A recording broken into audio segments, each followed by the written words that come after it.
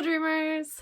Welcome back to part 2 of jet packing advice. If you missed part 1, check out the link in the description. In this video, we're going to talk about clothes, shoes, available sizes, and I'm going to cover omiyage and gifts, as well as some miscellaneous other items discussed at the end.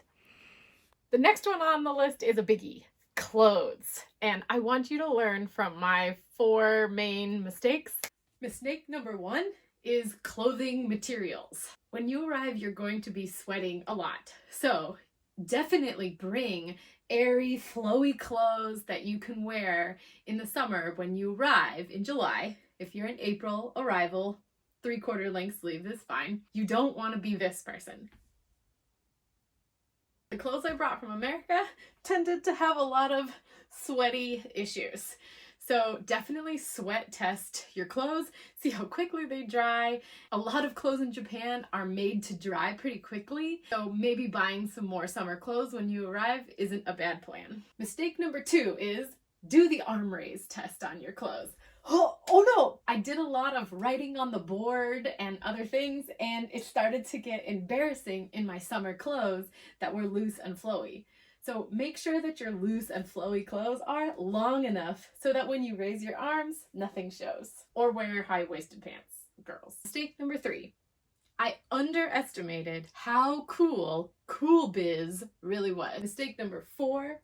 I underestimated how cold the staff room and the classrooms were going to be during the wintertime. And I did not have any appropriate pants for the winter. I don't know how Japanese schoolgirls do it. First, I'm gonna cover the boys because it's a little bit quicker. So guys, you have it pretty easy. Obviously, talk to your predecessor first, because if you're an elementary school teacher or even some high schools, they allow you to wear anything like hoodies or regular t-shirts. But for the average ALT, you're going to be in business casual. Of course, you can wear suits all the time if you want to, but you definitely don't need to wear suits all the time. Obviously, long sleeve button-down shirts that you're comfortable with either tank tops or regular white t-shirts underneath, totally fine. In the summer, you can also wear short sleeve versions of these. No problem. Another easy option for guys would be stuff like polo shirts and regular button downs. In terms of pants for the summer, you can probably get away with something like this. This is not jeans, this is like a cotton material. As long as it comes down to your knee length. There may be some high schools that aren't cool with that, so you might want to check before you wear something like that, but this is definitely fine. Of course, you can wear cotton suit pants as well. I wouldn't suggest wearing things like cargo pants or jeans. You might be able to get away with like black skinny jeans, but I wouldn't recommend it. In terms of the winter time for guys, flannel shirts would be totally fine. You could definitely get away with like regular nice sweaters.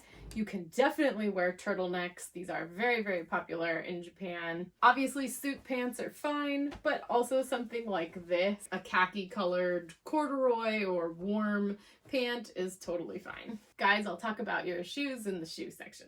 Okay, girls, let's cover you, and I'm gonna start with mistake number 5, which is stockings.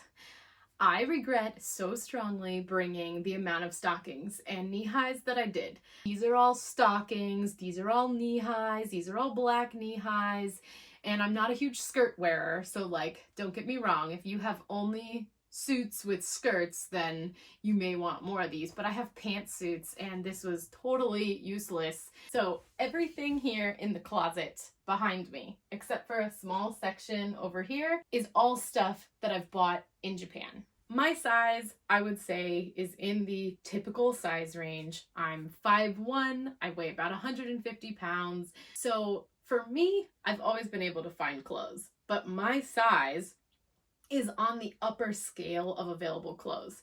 There are clothes that are 2XL, 3XL, 4XL in stores, but the sections are limited and the styles tend to be not as good as they would be if I bought clothes for a bigger sized person or a taller sized person in the States. If you fall in those other size categories, which I'll talk about later, definitely bring enough clothes for you to be comfortable. The clothes over here are what's left of my original packing trip. So the things that ended up being successful for me as a high school teacher. Elementary can be a little bit more relaxed, but most elementary school teachers also have a junior high school, and junior high school and high school dress code tend to be pretty close to the same in terms of my experience. As you can see, what's hanging up here, a lot of my 3/4 length sleeve type shirts made it. If this is a denim shirt, this has like a built-in shirt. These 4 shirts I actually wear under my suit jacket or with cardigans quite often. These are just wonderful, flowy. They're good for the summer, but they can be layered easily. Lace is very popular in Japan. These were all modest enough that my cleavage didn't show. Very important, no cleavage, nothing strapless. If you're going to wear something like this, that's fine, but you're going to have to pair it with some sort of cardigan, because this, totally not okay. In terms of clothes that are down here, my H&M camisoles made it through because these were really good for layering, especially in the summer. In terms of summer clothes, this is an example of something that I really like. It's essentially a camisole with a lacy thing over it.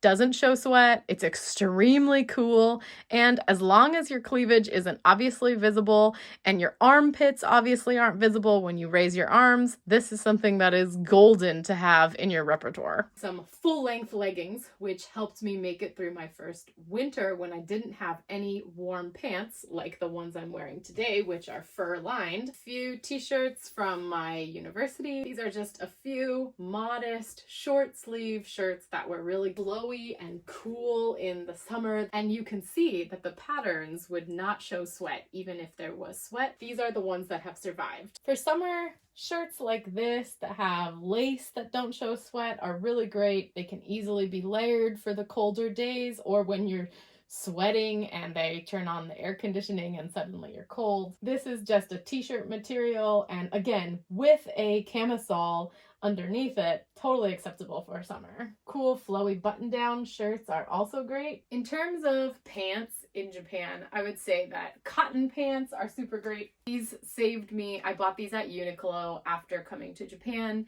and they were wonderful for the really, really hot days. I even rolled them up. I'm sure I was so cool. Something that's starting to go out of style in Japan is pants like this. I would call these palazzo pants in English. Sometimes they come with a tie or a belt. These, though they look kind of hideous and really accentuate your feminine hips, are amazing in the summertime. Honestly, nobody cares what you wear at school. It's not like people are taking pictures of you there, so be comfortable. If you're a skirt wearer, great. Definitely bring skirts, but definitely make sure that they are knee length or below. The teachers stand a little bit elevated on a platform in front of the class, so you don't want to be in anything inappropriately short. Do not think that you have to wear stockings every day. Do not think that you have to wear anything that you're not comfortable in. Most of your teachers are going to be wearing things you never thought people actually wore. For example, striped pants with a plaid shirt, or corduroy leggings with a full-length long sleeve sweater dress on top of it, a scarf, and gloves. Of course, there are teachers that wear very cute things like this. Very appropriate for Japan, totally fine. But I would say that the average teacher dresses down pretty significantly. In terms of winter clothes, it does depend on where you're placed. But in the staff room, at least at my school, we only had these gas heaters placed around. The hallways were ice cold. The classrooms occasionally were ice cold. And with coronavirus, they have to vent between every class. You have to be warm at school. Or if you watched one of my previous videos, you can use these little heat packs that stick on your back to help keep you warm. But it's still really, really, really, really cold. You can leave a blanket at your desk. You can wear super thick socks, but you can't wear gloves in the classroom because students can't. You can't wear a jacket in the classroom because students can't. Of course, there are stories of ALTs who break those rules, but for the most part, you're more or less following the rules of the students. But you're lucky because the girls have to wear skirts, and they usually have a mandated day when they can start wearing leggings under their skirts, but you can do it whenever you want to. It's more than appropriate to wear something like this. You can totally wear it to the classroom if you want to, over your regular clothes. You can definitely wear any shirt you want with any sort of sweater or cardigan over it. I tended to really love short turtleneck with a scarf look. It allowed me to layer and take off my scarf during class, and I might wear a long sleeve shirt under this to make it warmer, or a short sleeve like Uniqlo shirt under this as well. I definitely have some sweater material shirts that, again, I could layer if I needed to. Most schools have like a women's locker room type area, and if you were really, really hot, you could always go in and take off your undershirt. In terms of suits, I brought 2 suits with me. I brought a skirt suit and a pantsuit. I'm pretty sure I only wore this once. I wore my pantsuit 99% of the time. I occasionally wore knee highs underneath my pantsuit because I wanted to wear heels with it. So I guess I did wear stockings. I did bring with me from America my heavy winter coat and my rain jacket. It's quite rare to be in a raincoat. If you're biking to your schools, you're gonna have to buy rain gear anyways to be able to bike, so you don't need to bring a big raincoat. Having the winter coat saved me in the beginning until I had other sweaters that were appropriate. Also, a lot of fitted jackets in Japan tend not to fit over my large hips. Okay, I'm gonna quickly talk about available clothing sizes in Japan and what I would think is actually considered normal. First, let's talk about boys. Anybody who's over 6 foot or 185 centimeters is going to have a harder time finding clothes at a regular store. If you're tall and thin, you may find that a lot of the sleeves aren't long enough. So for example, my husband is 175 centimeters, which puts him at 5'7". He has to wear L size shirts in order to have long enough sleeves, but he's super skinny, so the shirts are really big on him. But that's pretty normal in Japan. I would say that in Japan, a men's small tends to really be a US extra small. So a medium would be a small and a large would be a medium. There's not a whole lot of things bigger than this. So if you tend to be in the XL or 2XL category, you're going to have to shop at special stores in Japan. If you're short, no problem. For pants, I would say that the minimum waist size is 30 inches, but the maximum waist size is probably about 40 inches or 76 centimeters. So if you tend to be skinnier, you'll have a harder time. And if you tend to be bigger than that, you'll also have a more difficult time buying clothes in Japan. Okay, in terms of girls' normal sizes, anybody who's shorter than about 5'6" or 167 centimeters is probably fine. I'm 5'1". I definitely don't have any height issues, but I definitely have width issues.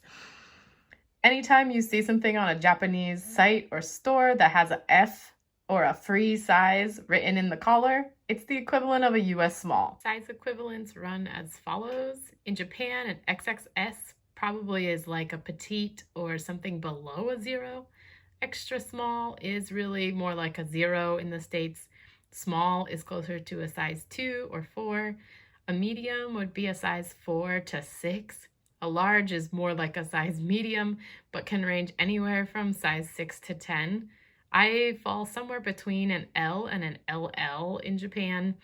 An LL tends to be pretty close to a large, but it can range anywhere from an 8 to 12. Anything above an LL is going to be harder. They do exist in normal stores, but it'll be a smaller section, and oftentimes you probably have to do a lot more searching around to find anything in the 3L or 4L size range. So if you're anything bigger than a size 16 or a 2XL in the States, you're going to have a rough time finding clothes available in Japan. Do note that most clothes in Japan for girls are made if you have a 34-inch or like a B-cup chest or less. So if you have larger boobs, your clothes may not fit quite as well, or a lot of the clothes make me look really pregnant because I'm not a B cup. I'm closer to a double D, and it does not fit me very well. The decent bras that actually maybe support you pretty much end at a USB cup size. Waistband's not too much of an issue, but if you're anything over a C cup, I would suggest bringing most of your bras with you. In terms of pants for girls, The max waist size is about where I tend to sit at about 73 to 76 centimeters. So anything bigger than that, you're gonna have a very hard time finding clothes at a regular store. There are stores here that carry bigger sizes, but you do have to go to specific stores. And I will say personally that I've never been to them, but there are sections in other stores that also have larger sizes. You just have to do a lot more shopping around, and you may have to do online shopping as well. All right, now let's move on to shoes. The best part about footwear in Japan, especially at work, is that nobody cares. You can literally wear anything. I have seen people wear bunny slippers out in public. A lot of male teachers wear that like one type sandal with socks. So you can literally wear whatever you want. No one's judging you. Available sizes for shoes for girls start as small as you want to go. My friend is a 5.5 US, and she's been pretty able to find shoes here. I'm an 8 US, which is a 38 for European sizes, and it's about a 24 to a 24.5 centimeter shoe. I'm at the upper limit of shoes. I've seen shoes that run US size 9 or 25 centimeters, but they're rare and the styles are definitely limited. So if you fall above that in the 9 or 10 ladies shoe range, you're going to have a harder time finding shoes. For guys, I've read on a lot of blogs that anything over a size US 10 or a 26.5 centimeter shoe is hard to find, but I don't really think that's true. My husband wears a 27 and he doesn't have any issue finding shoes. And I've definitely seen bigger sizes. So I think it's more accurate now to say that a size 12 US, which is a EU size 45 or a 28.5 centimeter shoe. If you have anything above that, that's probably harder to find here. In terms of what shoes to bring, obviously if you're a guy, bring a pair of dress shoes and some sneakers and maybe sandals, but you can buy sandals at the dollar store. For girls, I recommend bringing 4 pairs of shoes minimum if shoes in Japan will fit you. If shoes in Japan don't fit you, bring a few extra pairs or prepare to have some ready to be shipped to you. When I first came to Japan, I think I came with 4 pairs of shoes. I had a pair of tennis shoes for like hiking or exercise. I had a pair of knock-around shoes for everyday traveling and driving. I had a pair of heels to go with my suit, and I had indoor shoes, and was so glad that I brought indoor shoes. You need them immediately. If you don't bring indoor shoes, you're going to be wearing the slippers that are provided by the school. And let's just say that they're really dangerous. I have fallen, the slippers have come off, there's no back on the slippers, you're walking up a lot of stairs, you're doing a lot of walking. I highly recommend bringing a pair of comfortable flats that you've cleaned the bottoms. Those will be left at your school. If you're in elementary school or junior high schools and you have multiple schools, at some point you may want to have multiple pairs of indoor shoes to leave at your different schools. Otherwise, you're gonna be carrying them around with you in a plastic bag, and it sucks if you forget them because then you have to be in the slippers. And a note on the slippers. My predecessor's predecessor wore the slippers for the entire 2 years that he was in Japan.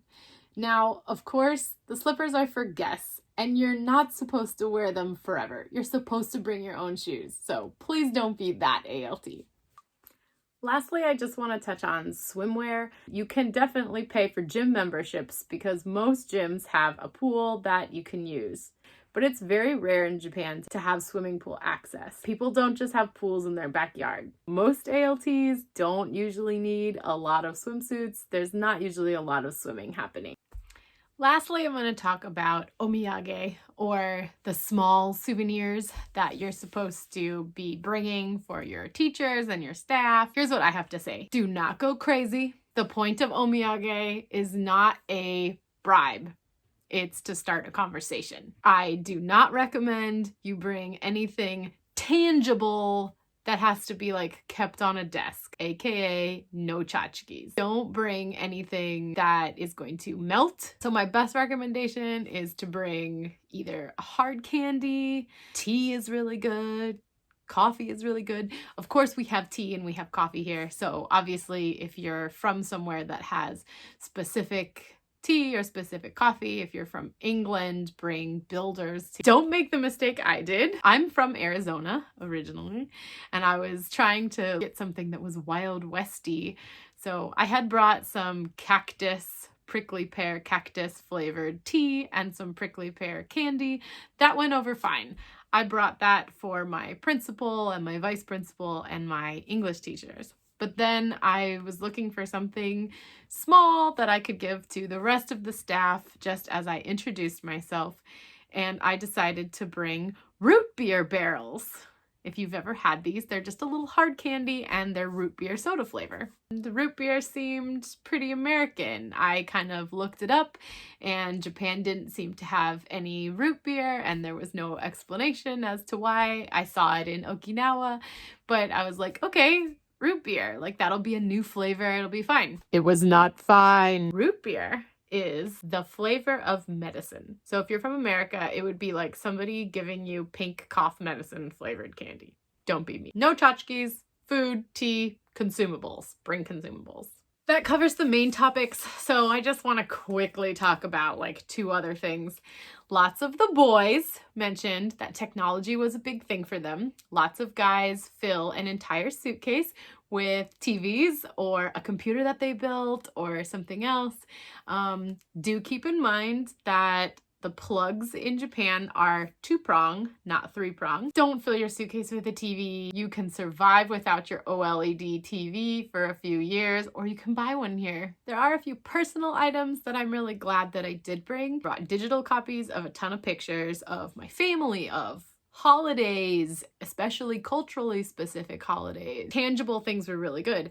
I was a high school teacher, so I was able to do PowerPoints and other things that the kids could look at and understand. But if you're an elementary school teacher, the more tangible things like stuffed animals that you can bring that you're willing to show your kids and let them connect with you, like that's really good. I brought some menus from local restaurants. You never know if you're doing a food lesson. Another thing I'm really glad that I brought was English related games. I brought Bananagrams, I brought Taboo with me, and I also brought Scrabble Slam. Even simple games like Uno, which you can buy in Japan, were great for lessons. Finally, and most importantly, just remember to bring you and your full personality.